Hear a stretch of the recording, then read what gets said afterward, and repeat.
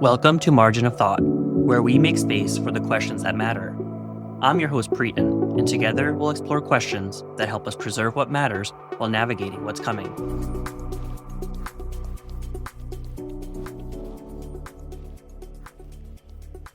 There's a version of the AI in education conversation that stays very abstract.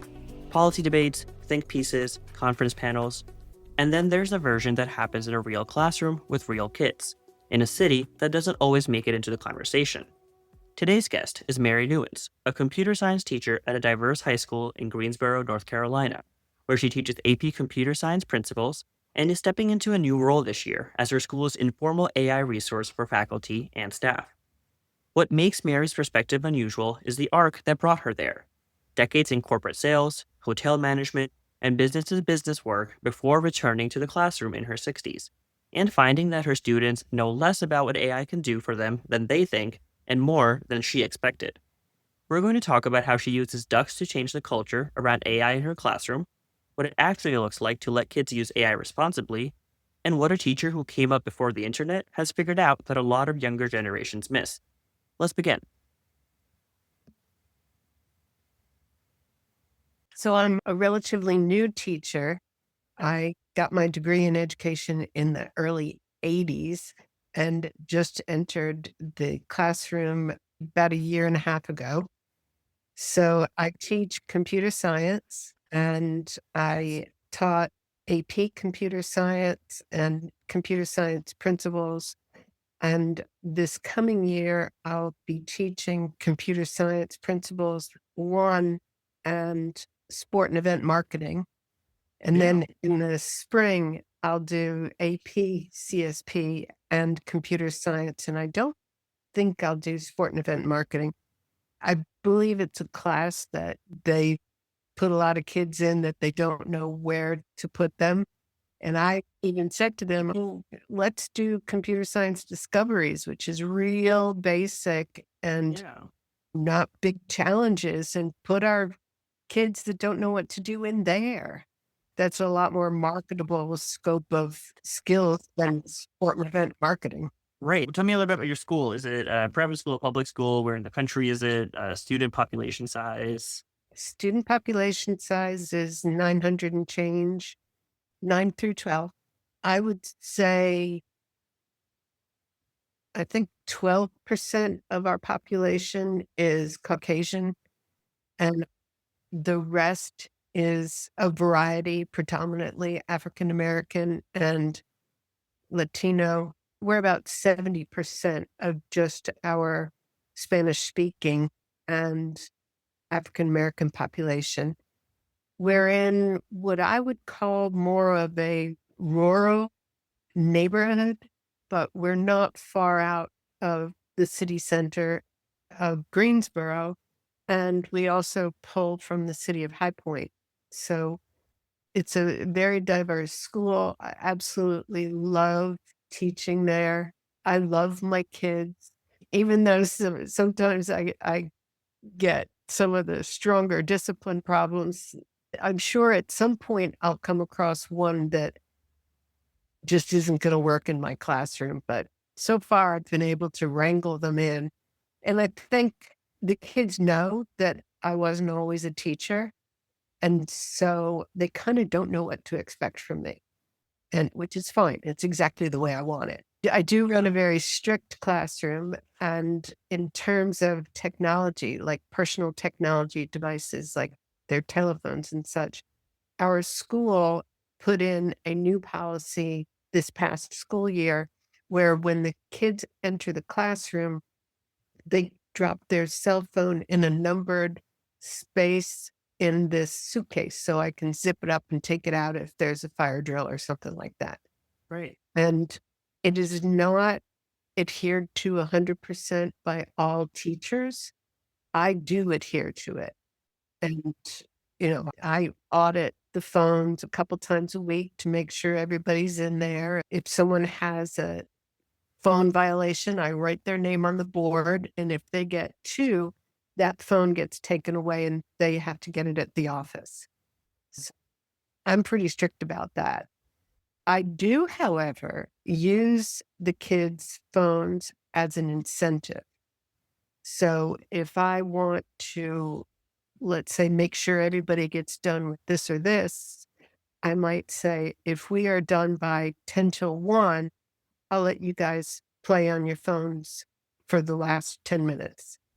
So I use it like that with AI. And part of what I'll be doing this coming year is being the resource for the other faculty and staff at school of how to use AI if they're new to it or they just want to talk about it. I've had 1 day of training on that particular concept, and it wasn't really great. I've been to a lot of AI focused webinars and conference calls and been very interested in it for a while and have told my kids, this is the future. There's most likely going to be a career title called prompt engineer soon. And they're going just like you have an IT specialist or tech support or something like that. There are going to be people who are become very skilled and experienced at listening to, let's say, someone who hasn't really used AI, but has a vision of what they want. And this person helps fine tune and craft a prompt that gets them exactly what they need in a 30-minute meeting as opposed to a series of department meetings. So that's what's coming down the line for them. What specific questions would you have for me? I love to start with just like asking folks to remember their first memory of being a student and technology being used in the classroom. I don't remember it in the classroom, but I can tell you in my career when that light bulb went on. So I was the corporate sales manager for the largest hotel convention facility between DC and Atlanta. And when we would book meetings, we would go into the book room, and there literally was this book that was like giant, like the size of a card table. And you would flip the pages and you would, with a pencil, write in there the North Carolina Brick Association, 11 to 5 or something like that. While I was there, we changed all of that into a digital system. It wasn't even Windows yet. It was more of a DOS-based sort of environment. And I was sitting in our department meeting, and the general manager of the hotel was at one side of the table, and the most senior person in our department was at the other head of the table. And Mo was his name. And Mo was telling us all about the training schedule. And he said, half of you guys are going to go for this week with half the secretaries, and the other half is going to go this week with the other half of the secretaries. When one of the salespeople, that senior one, said, oh, well, my secretary will do that.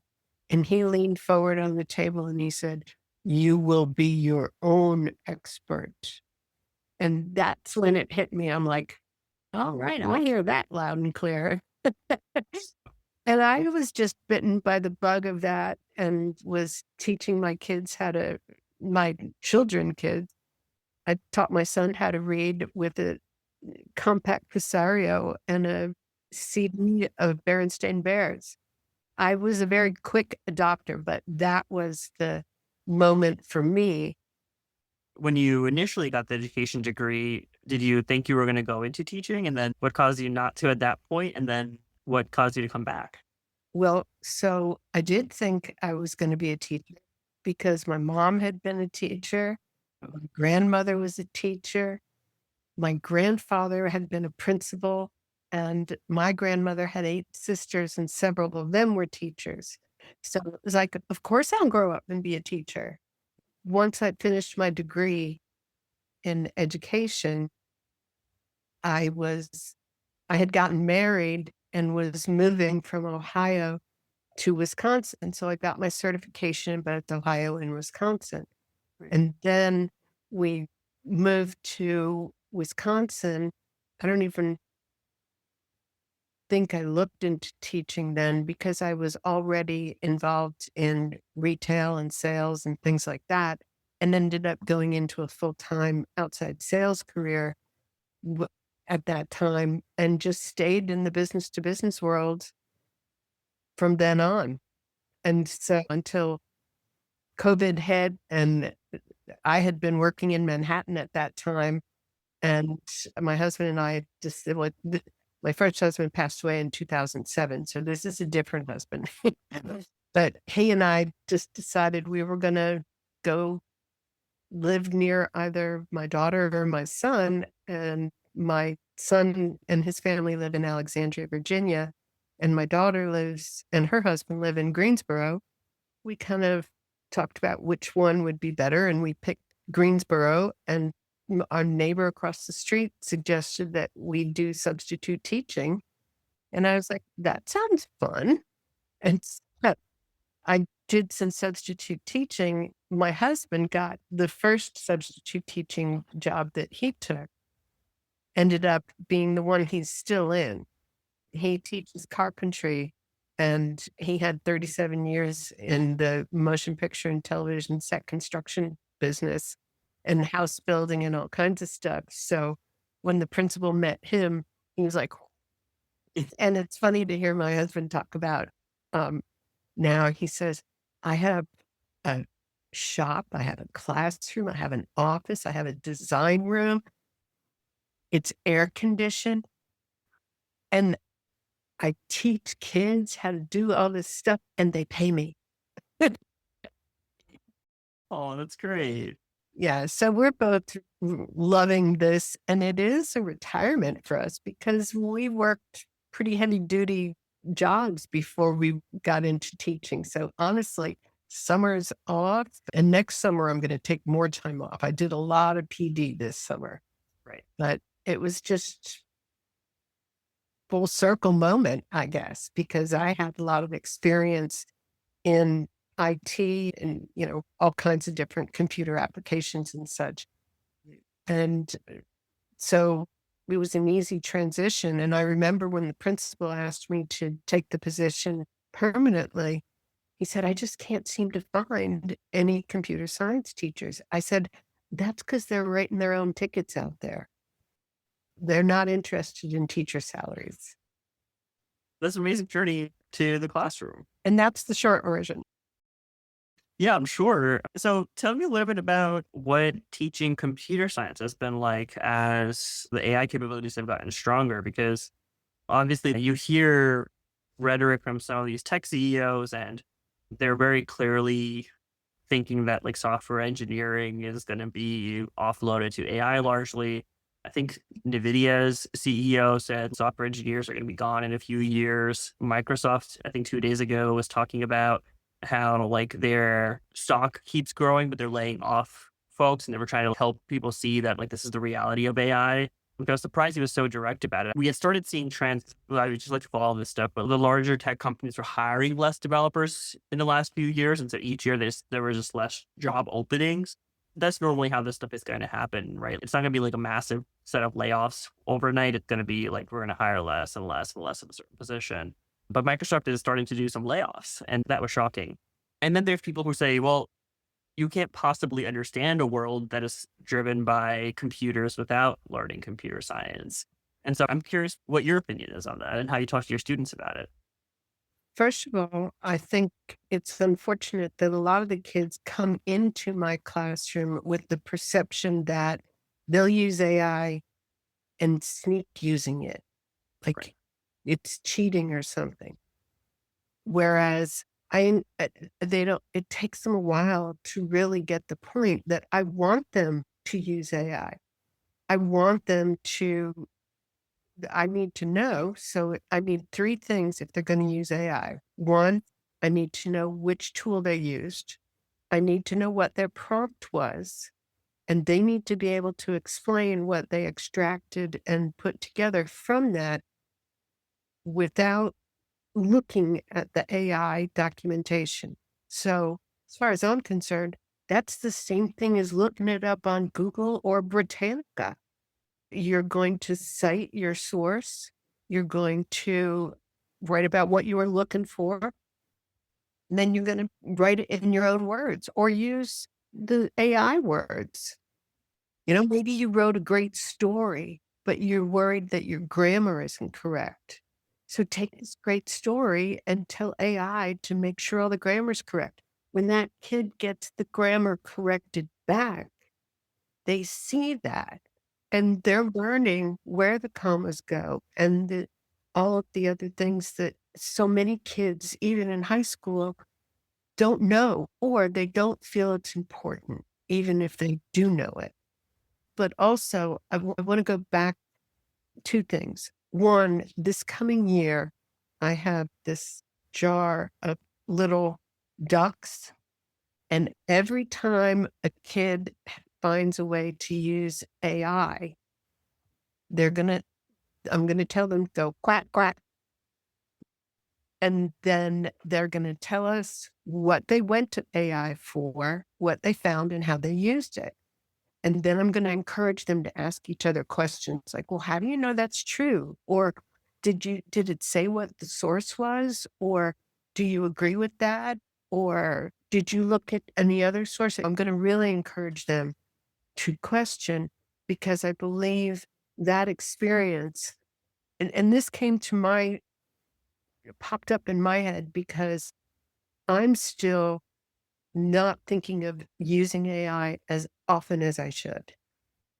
I want it to be more of a top of mind awareness sort of tool. And I just thought, well, if we make a game of it, if they get to say quack, quack, and then they get a duck, and we spend a minute or 2 talking about what they're going to use AI for. So that's one thing that I'm going to introduce to try to let them know I want you to use AI, but you have to be responsible about it. I kind of aligned the 3 qualifiers from the AP, the College Board protocol for using AI, because you can use AI on your PT Create project for AP CSP. So the other thing I wanted to share with you is that I did not know how to code in any language when I first started teaching computer science. I came in mid-semester. So I didn't even get the benefit of the early lesson. I jumped right in the middle with where the kids were at. And so I just tried to stay a little bit ahead of the kids. And I just, by the fall semester and finished the spring semester in a much better position in terms of knowledgeable as far as that goes. But I was shocked and amazed how many apps my kids created in code.org app lab Right. when I didn't even know how to do that yet. And that was something that really worried me, but I kept thinking, if high school kids can learn this, yeah, I can learn it too. Do you feel that way about the AI stuff at all? I'm curious, do you find yourself ahead of the students on AI? My goal would be to teach the kids to know more than I know, but I feel as though I do have a higher skill level or awareness or knowledge of how to use it because I have really, for the last year and a half, I've dipped my toe into a lot of AI sort of stuff. I haven't used it as much as a teacher as I will be this coming year.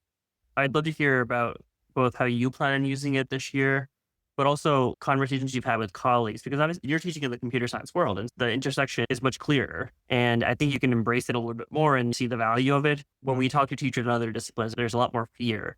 So I'm curious if you've had colleagues who've come up to you and said, well, you're the computer science teacher. Can you help me figure this out? So, yes, I had one teacher come to me, and she's the teacher that handles the exceptional children. And one of the tools she has to use with them is to get them to read aloud to assess reading skills or what have you. And so she came to me and she said, they're bored stiff. How can I create a play or something in AI that they can actually play, be reading roles and lines as opposed to a novel or any other kind of book. And I'm like, alrighty. So we sat down at my desk and I asked her a few questions and she popped in a couple of wild, crazy ideas. And I was like, yeah, the wilder and crazier, the more interesting it'll be for the kids. And then kicked out. And literally, this was 10 minutes at my desk. We just went right into, and I just used Chat GPT for that one and went in and just talked about or gave the instructions, the prompt in terms of how many characters and what the basic scope should be and about how long. I think we said 3-act play with a duration of no more than 30 minutes or something like that. But we finished it. I printed out a copy and she was thrilled. And she came back to me later and told me how much her kids really had fun with that. I'll have more stories to tell after this coming year. When you think about the use of AI with students, there's a lot of folks who are concerned that a lot of it is like just about engaging them, but without figuring out whether or not it's the best way to approach it for our classrooms. But of course, if they're not engaged, they're not learning anything, right? It's a problem that we're trying to figure out in terms of students are showing up to school with less and less of an attention span. They're getting used to like massive dopamine hits every 2 minutes. And so then your 45-minute lecture is definitely not going to cut it. I'm curious, especially like maybe even in your classroom, when you see they're interacting with their devices, they're doing something that's quote unquote exciting because you're getting to build things and work on projects. Do you still find that you're competing for their attention? Well, as a rule, I don't allow them to have their phones. And I have a desktop classroom. So I don't allow them to use Chromebooks or personal computers. Everything's on a desktop. And so I can control it a little bit more because I can see all their screens on my screen. But yeah, controlling their attention, it's kind of like sometimes I feel like a stand-up comedian. And when I feel like I'm not getting the response that fuels me to continue on, I just got to shift gears. One thing I do frequently is I'll say, okay, I'm going to lock all the computers and you guys sit at that table, you guys sit at that table, you guys sit at that table. I have 3 8-foot conference tables. I said, and each of you, I want to do this or that, whatever it is, because they love working in groups. And so if I'm up there talking about something or whatever, and they're starting to glaze over, I'm just going to switch gears. We can come back to whatever it was, and I'll be purposeful in what the challenges that I give them. But matter of fact, one of my AP classes, I gave each of them a copy of a practice exam, and I let them figure out the answers as a table. And then whichever table got the most right was the winning table. It sounds like the reactivity to the students is obviously a big part of it. Is like recognizing when you lost them and you need to regain them. Sometimes I lose them because they put their heads down and then beginning of the school year, I had this little bicycle bell and I bring it out and I tell them, if you lay your head on your desk, I'm going to assume that you are sleeping and I'm going to do this. And I cling it. I said, you've now gotten your warning. Don't sleep in my class. I will wake you up. The last thing I just want to hear a little bit about from you is conversations you've had with students directly about AI, either one-on-one or as a class. Have they expressed any sort of fear about it? Have they expressed a desire to learn anything in particular? I'm just kind of curious how your students are processing AI. So one of the lessons that I do on AI is I put a line up. I've done it on my Promethean, I've done it on the blackboard or whatever, and I have them take Post-its. And you're either going to be over here where you're terrified, you don't like even the concept of AI. And over here is, this is so exciting. I can't wait to learn more and might even make a career out of this. And they don't have to put their names on anything, but I had them go up with a Post-it note, put where they are. Usually they center around the middle. But I do have some kids that are one side or the other. And generally, it's what I would perceive to be the more academically strong students that are eager to get into AI. And it's the ones that probably have never watched anything other than a music video. They've never really been interested in AI enough to get even the slightest little education about it. When I give a test, I put all their screens up on my Promethean so they can all see what I'm seeing.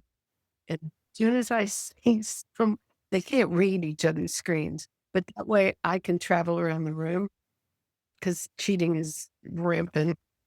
And so when I see a student highlight like a whole paragraph of something, I know he or she is about to drop it into an AI and figure out what the answer is. And so I have some kids who have never really learned how to do that right. And I frequently will reply back to them and say, this answer has nothing to do with the question. And the students that do that more frequently are the ones that they don't really care about learning anyway. They're just there because they have to be there. I have a lot of kids who want to know more about it. And it wasn't, even though I told them I want you to cite it, I want you to find ways to use AI in the work that you're doing. I only had one student who did it as detailed as I asked. It's like I have to pull that out of them when I know they're using AI. Early on last year, before I was aware of what the kids were doing with AI and Grammarly, I had a student who turned in something that was beautifully written. And so I read it aloud to the class. I said, this was a great way to answer this question. Listen to this. And he never produced anything that well written again. But it was early in my getting to know him. That was kind of frustrating for me because I wish that I had been more critical in understanding what that student was capable of at that point in time. And there have been kids that I've said to them, what tool did you use to go to AI for this? And they tell me, and I say, you have to put that in your, in what you turn into me, whether it's a report or whatever. I'm hoping the ducks will change all that and they'll get on the AI train because I want to teach them how to use it properly and how to. I don't think they understand what is available to them if they learn how to dig into things that interest them. And there are projects that I do that require the kids to make it known. Maybe they love soccer. Maybe they love race cars. Maybe they have a passion for crocheting, whatever it is. And I encourage the kids to figure those things out. And then what I believe is that if the kids know they can put an AI prompt in and say, what is the, whatever their question is, you know, birds of prey. That was one of my son's passions. My son said to me one day, he goes, Mom, can we go to the Natural Science Center after school today? I'm like, sure. What do you want to go for? He said, I want to look at birds of prey. I'm like, okay. So we went to the Natural Science Center and we looked at birds of prey, got back in the car, and he goes, can we go to the library? I want to get some books on birds of prey. And I'm like, sure. So we stopped in the library, got some books on birds of prey, came home, had dinner. The next morning, he's getting ready to leave for school, and his books are still on the kitchen table. And I said, Patrick, don't you need to take these to school? He looked at me puzzled and he goes, why? I said, well, is this for a project you're working on at school? He goes, no, I was just interested in them. That's what I want to ignite in these kids. And then if they know that they can take something as simple as how to play golf or whatever it is they're interested in and AI it, they'll learn so much. I think that we can get students to appreciate the intrinsic value of learning something, then I think AI plays a very different role, right? Like right now, because they're not able to recognize that, they're finding ways to take shortcuts. But I think if they have those genuine interests that they're able to buy into, then AI does open up a whole world of possibilities for them to explore those interests further. The challenge that we all have is to help them find out what that is for them. Yeah, because a lot of kids, their perception of school is this just work I have to do. You know, I try really hard to tell them, no, this is your stepping stone for what you want to do in the future. Thank you to Mary for joining us. Mary reminded us that the hardest parts of teaching AI is helping students understand that learning something for its own sake is still worth doing, and that AI works best in the hands of someone who actually wants to know. Her instinct to meet students where they are, being strict about phones and generous about curiosity, is a model worth exploring. Keep listening as we continue exploring the ethics and realities of education technology. And for more on how to recenter on our goals, check out my book, Ethical EdTech, at ethicaledtech.org. Thanks for listening to Margin of Thought. If this episode gave you something to think about, subscribe, rate, and review us. Also, share it with someone who might be asking similar questions. You can find the show notes, transcripts, and my newsletter at Priten.org. Until next time, keep making space for the questions that matter.